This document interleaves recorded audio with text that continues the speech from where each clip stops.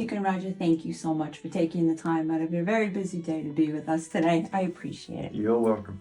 All right, so I think there's probably a lot of us that know who your favorite saint is.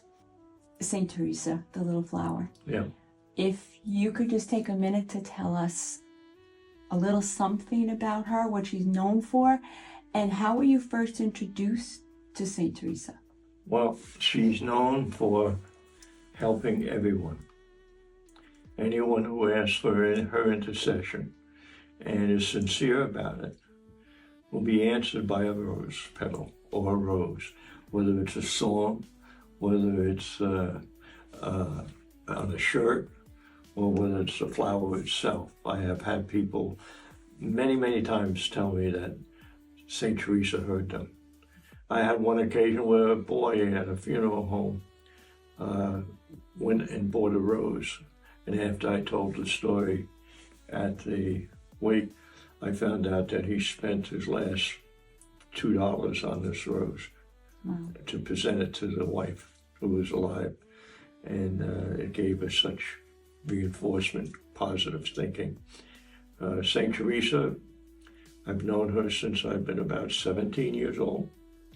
I went for a job, and the man who got me the job, we became friends, and he introduced me to St. Teresa and gave me a second degree or a first degree relic. I don't know which one it is.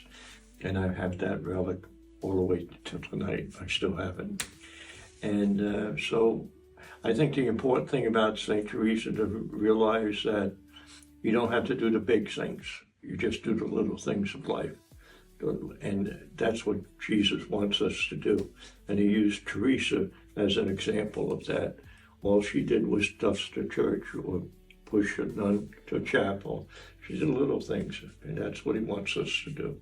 And she wrote a book called The Story of the Soul, and it speaks about the little things that Jesus wants us to do. And she became a doctor of the church 100 years after she died. She received that in 1997 from Pope John Paul II. Well, you certainly have all your facts down.